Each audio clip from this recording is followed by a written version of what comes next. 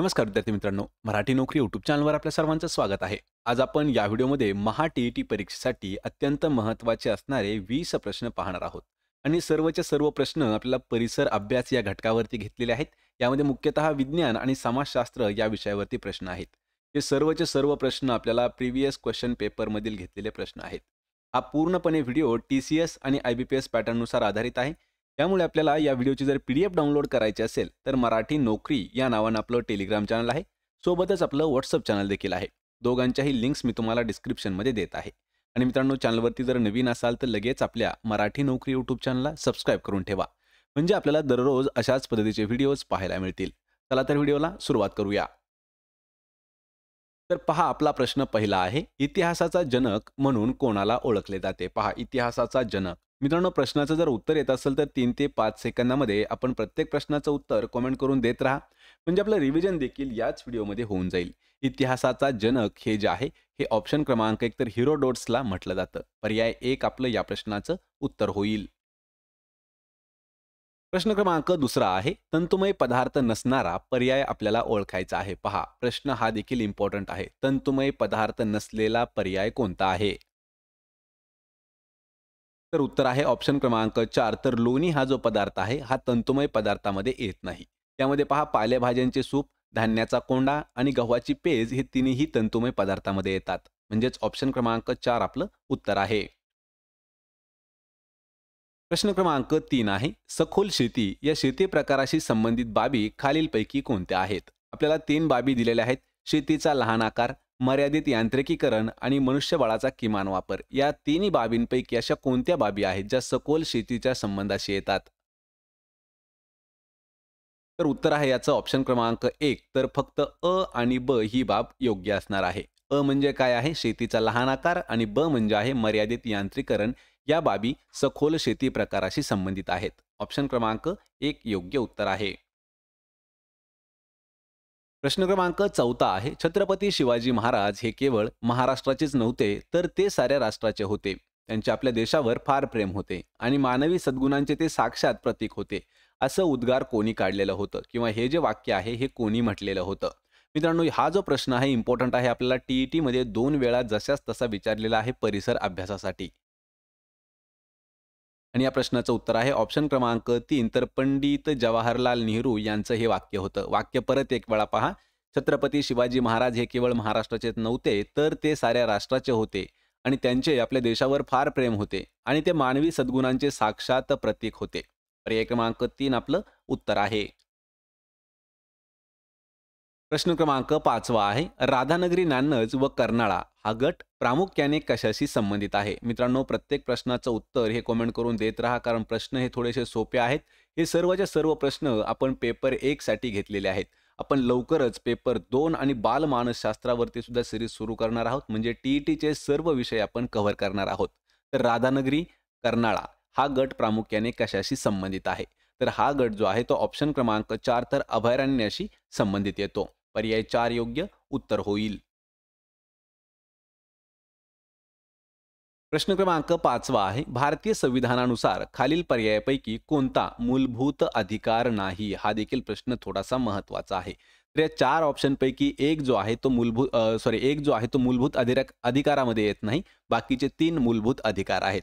तर आपलं या प्रश्नाचं योग्य उत्तर काय असणार आहे? मानवाधिकार जो आहे तर हा मूलभूत अधिकारामध्ये येत नाही. म्हणजेच पर्याय क्रमांक 2 आपलं उत्तर होईल. पण यामध्ये शैक्षणिक व सांस्कृतिक अधिकार आहे, धर्म स्वातंत्र्याचा अधिकार आहे आणि घटनात्मक उपाययोजनेचा अधिकार जो आहे हा मूलभूत अधिकाराच्या अंतर्गत आहेत. पर्याय क्रमांक 2 आपलं उत्तर होईल. मित्रांनो, तुमच्यासाठी महत्त्वाची सूचना आहे की महाराष्ट्र शिक्षक पात्रता परीक्षा प्रश्नसंच जो आहे तो आलेला आहे. त्याला आपण टी-ई-टीसाठी वापरला जातो. पेपर 1 आणि पेपर 2 असे दोन्हीही गट यामध्ये दिलेले आहेत. लेखक आहेत पहा विठ्ठल राऊतवार सर आणि पब्लिकेशन आहे स्मार्ट स्टडी पब्लिकेशन. या पुस्तकाची खास वैशिष्ट्य म्हणजे की 2013 ते 2021 अशा 9 वर्षामध्ये पूर्णपणे जेवढ्या काही टी-ई-टीच्या परीक्षा झाल्या आहेत त्या सर्वांचे प्रश्न म्हणजे 15 प्रश्नपत्रिका आणि 2500 पेक्षा जास्त प्रश्नांचा समावेश या पुस्तकात करण्यात आलेला आहे. आणि सर्वचे सर्व पुस्तक टी-सी-एस आय-बी-पी-एस पॅटर्ननुसार घेण्यात आलेलं आहे. त्यामध्ये विशेष म्हणजे की प्रत्येक अंकगणित आणि बुद्धिमत्ता जी आहे ती हाताने लिहिलेली आहे. त्यामुळे आपल्याला समजायला लवकर सोपं जाईल. मित्रांनो, पुस्तक जर विकत घ्यायचं असेल तर त्याची लिंक मी तुम्हाला डिस्क्रिप्शनमध्ये देत आहे. चला, प्रश्न क्रमांक 7 आहे. मेलेल्या जनावराच्या आतड्यापासून बनविलेल्या तात्याचा उपयोग कोणता आहे? किंवा त्या तात्याचा उपयोग कशासाठी केला जातो? पहा, तात याचा उपयोग जो आहे तो कशासाठी केला जातो? तर उत्तर आहे याचं पर्याय क्रमांक 4, तर गोंद म्हणून त्याचा उपयोग केला जातो. गोंद म्हणजेच काय? तर पहा, आपण त्याला डिंक म्हणू शकतो किंवा चिटकवण्यासाठी त्याचा वापर केला जातो. पर्याय क्रमांक 4 आपलं उत्तर आहे. प्रश्न क्रमांक 8 आहे. पैठण, संत एकनाथ, नरसी, प्रश्नचिन्ह. म्हणजे या ठिकाणी आपल्याला थोडासा संबंध समजून घ्यायचा आहे, की पैठण या ठिकाणी संत एकनाथांचं वास्तव्य होतं. तर नरसी या ठिकाणी कोणाचं होतं? फक्त इथं नरसी दिलेलं आहे, पण त्या ठिकाणी नरसी बामणी असा शब्द आहे. तर नरसी हे जे आहे, हे कोणाचं होतं वास्तव्य? सांगायचं आहे संत नामदेवांचं आहे. म्हणजेच पर्याय क्रमांक 3 आपलं या प्रश्नाचं योग्य उत्तर होणार आहे. मित्रांनो, एक व्हिडिओची लिंक आपण डिस्क्रिप्शनमध्ये दिलेली आहे. त्या व्हिडिओमध्ये जेवढे काही आपल्या महाराष्ट्रातील महत्त्वाचे संत आहेत, ते संत आणि त्यांचं वास्तव्य यावरती सुद्धा आपण प्रश्न घेतलेले आहेत. आणि यामध्ये जवळपास 15 असे संत आहेत आणि त्यांचं वास्तव्य दिलेलं आहे. डिस्क्रिप्शनमध्ये जाऊन तो पण व्हिडिओ पाहून घ्यायचा आहे. प्रश्न क्रमांक 9 आहे. खालील पर्यायापैकी मत्स्य वर्ग या गटात न बसणारा सजीव कोणता आहे? पहा, मत्स्य वर्गात न बसणारा सजीव कोणता आहे? आणि सर्वांना माहीत आहे की याचं उत्तर आहे पर्याय क्रमांक 2, तर तारा मासा हा जो आहे हा मत्स्य वर्गामध्ये येत नाही. ऑप्शन क्रमांक 2 योग्य उत्तर होईल. प्रश्न क्रमांक 10 आहे. महाराष्ट्रातील सातपुडा पर्वतीय प्रदेशात आढळणाऱ्या प्रमुख आदिवासी जमाती खालीलपैकी कोणत्या आहेत? मित्रांनो, जेवढे पण आपण हे आन्सर घेतलेले आहेत ना, तर हे स्टेट बोर्डच्या फायनल आन्सर कीनुसार आन्सर घेतलेले आहेत. त्यामुळे लक्षात द्यायचे, थोडेसे इम्पॉर्टंट हे प्रश्न ठरू शकतात. महाराष्ट्रातील सातपुडा पर्वतीय प्रदेशात आढळणाऱ्या प्रमुख आदिवासी जमाती कोणत्या आहेत? तर उत्तर आहे ऑप्शन क्रमांक 2, भिल्ल आणि कोरकू ह्या ज्या आहेत, ह्या महाराष्ट्रातील आपल्या सातपुडा पर्वतीय प्रदेशामध्ये आढळणाऱ्या मुख्य आदिवासी जमाती आहेत. पर्याय क्रमांक 2 आपलं योग्य उत्तर होईल, भिल्ल आणि कोरकू. प्रश्न क्रमांक 11 आहे. भारतीय आरमाराचे जनक म्हणून कोणाला ओळखले जाते? भारतीय आरमार याचे जनक, आपल्याला यावरती खूप वेळा प्रश्न विचारण्यात आलेला आहे. मित्रांनो, हा प्रश्न आपल्याला पोलीस भरतीमध्ये जवळपास नाही म्हटलं तरी 10 ते 12 वेळा तरी विचारण्यात आलेला आहे. भारतीय आरमाराचे जनक हे छत्रपती शिवाजी महाराज म्हणून यांना ओळखलं जातं. पर्याय क्रमांक 4 आपलं या प्रश्नाचं योग्य उत्तर होईल. प्रश्न क्रमांक 12 आहे. किमान 17 व कमाल 38 ही सदस्य संख्या कोणत्या स्थानिक स्वराज्य संस्थेत असते? या ठिकाणी आपल्याला 2 प्रश्न विचारले होते. पाठीमागच्या व्हिडिओमध्ये आपल्याला पंचायत समितीवरती प्रश्न विचारला होता आणि या प्रश्नाचं उत्तर होणार आहे ऑप्शन क्रमांक 4, तर नगर परिषदेमध्ये किमान 17 आणि कमाल 38 सदस्य संख्या असते. ऑप्शन क्रमांक 4 योग्य उत्तर होईल. पण तुमच्यासाठी मित्रांनो एक प्रश्न आहे, की पंचायत समितीमध्ये कमाल किती आणि किमान किती सदस्य असतात हे मला कमेंट करून सांगायचं आहे. प्रश्न क्रमांक 13 आहे.